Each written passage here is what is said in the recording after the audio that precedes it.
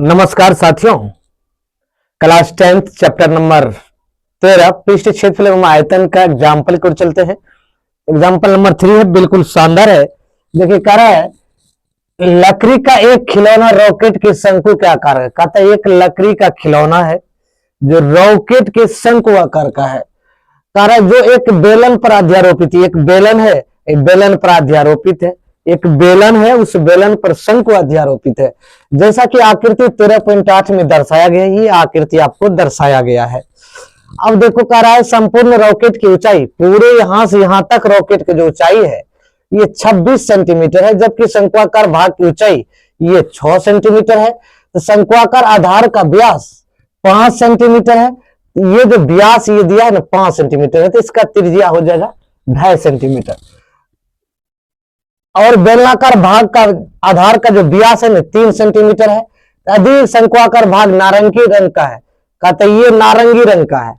आदि और बेलनाकार भाग पीला रंग किया जाना है, तो प्रत्येक रंग द्वारा रॉकेट के रंगे जाने का भाग का क्षेत्रफल ज्ञात कीजिए।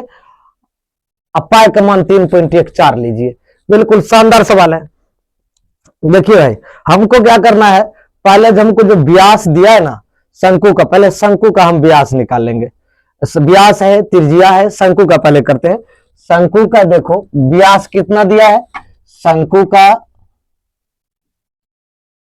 व्यास यानी डी बराबर कितना दिया है 5 सेंटीमीटर भाई दिया है। तो त्रिज्या कितना हो जाएगा, त्रिज्या यानी आर बराबर कितना हो जाएगा 5/2 बराबर 2.5 सेंटीमीटर, ये आ गया। और ऊंचाई एच बराबर कितना दिया है भाई आपका, ये 6 सेंटीमीटर दिया है। ये शंकु का है, ठीक है।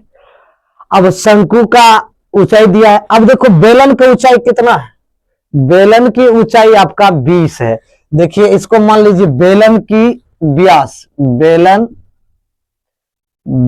की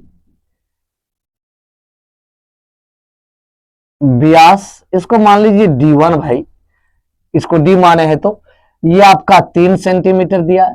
तो भाई इसका त्रिज्या मानो R1 बराबर ये आ जाएगा आपका 3/2 बराबर आ गया 1.5 सेंटीमीटर। भाई ऊंचाई इसको H1 मान लो, काहे कि सबको H मान रहे हैं तो इसको H1 मान लीजिए। R1 माने, D1 माने, H1 मान लीजिए। H1 यदि मानते हो तो देखो यहाँ क्या है, टोटल कितना है 20 है, उसके ऊपर शंकु 6 सेंटीमीटर है। हम क्या करेंगे 26 में से 6 को घटा देंगे, 26 में से 6 को घटाएंगे तो ये 20 सेंटीमीटर ये बेलन की ऊंचाई बचा ना।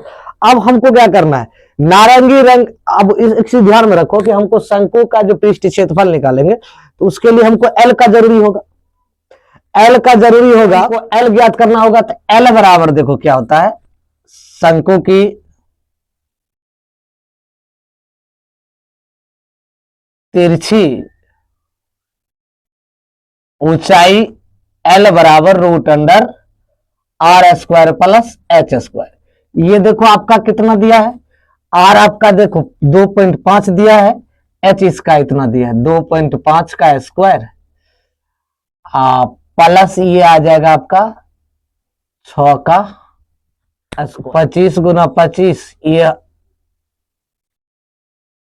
25 गुना 25 कितना आ जाएगा, ये 625 यानी 6.5 और प्लस 36, 6 गुना 6 36।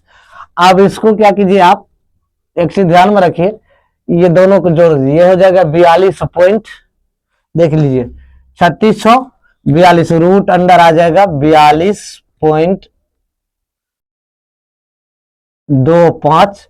यदि इसका वर्गमूल निकालोगे 6.5 गुना 6.5 बराबर ये आ जाएगा आपका 6.5। एल बराबर आपका कितना आया, एल बराबर आपका आया 6.5, ये निकल गया। अब हमको निकालना है नारंगी रंग से रंगे जाने का क्षेत्रफल, यानी नारंगी रंग से कौन सी है, शंकु का है। तो शंकु का, तो इसीलिए लिखे नारंगी रंग से रंगे जाने वाले भाग का क्षेत्रफल, नारंगी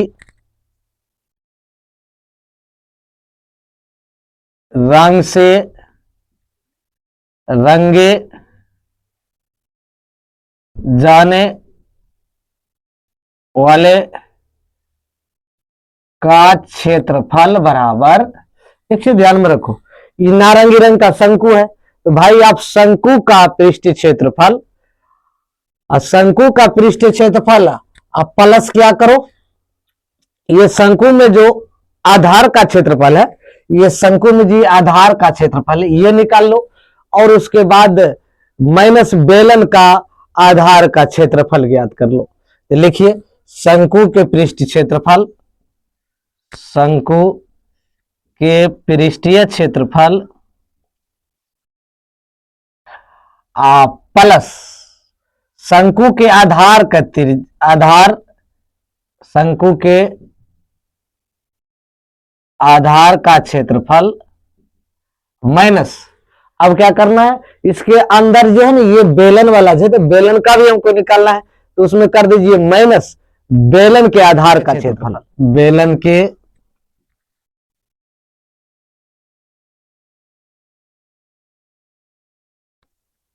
आधार का क्षेत्रफल। अब देखो भाई ये तो कर दिया, अब ये शंकु का जो पाई आर एल लिख लीजिए, पाई आर एल।